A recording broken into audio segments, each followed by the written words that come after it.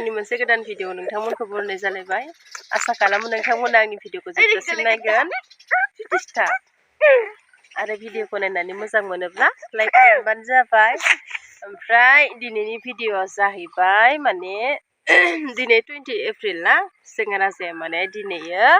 बोसोरसे कमप्लिट जाबाय आरोना जोंहा राजाया दिनैनि तारिखजों एप्रिलनि 20 जों आरोना 20 तारिख खालि जन्म जादोंमोन नालाय इयो दिनै बोसोरसे फुरा जाबाय दिनै जा राजानि बार्थडेमोन ओमफ्राय खिन्थु मा जाखो सेलेब्रेट जेबायदि खालामनाय जानाय नंला आरोना खालामनाय सानदोंमोन खिन्थु बैसागु बोथोर जाबाय नालाय ओमफ्राय आलासि दुमसि फैनाय थांनाय मानाय आरो दिनैहाय जोंहा माने बिबोनांनि आठमंगलबो दङ नालाय आठमंगल ना आथिमंगल इयावबो थांनांगौ ओमफ्राय माने जेबो बिदि केक सेक हानाय माने जेबो प्लेनिं खालामनाय जायासै आरो गथ' फिसानि थाखाय नेक्स्ट बोसोराव नायनोसै बोरै जायो आमा उदुलथा सना देग्लायथ' गैला बिदिनो माने दुस्थ' जाबायलै मानसिया बिराद दुस्थ' जाबायनो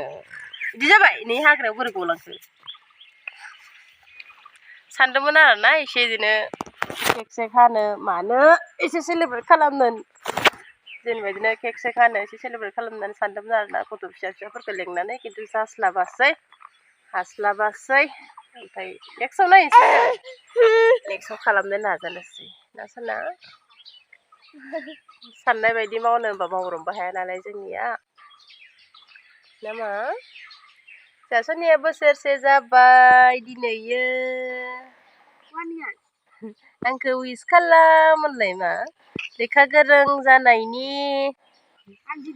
गिदिर मानसि जानो हानायनि होनलायसोना कि बेनोमोन आरोना भिडिअआ बेखिनि खोथाखौनो आं नोंथांमोनजों शेयार खालामनो होननानै भिडिअ खालामनाय जादोंमोन बेनो आरो ओमफ्राय दाहाय जोङो आंना भिडिअ दिनै आरो मोनसे फैबावगोन जों आठमंगल थांगोन नालाय बिबोरांनि आठमंगलाव ओमफ्राय दा भिडिअ लानोसै आरो आङो ससे जाबाय नामा फानलाय सबखौनो जानायल' जाथारदों मानसिया बोरो मा बोरो सना बोरो कि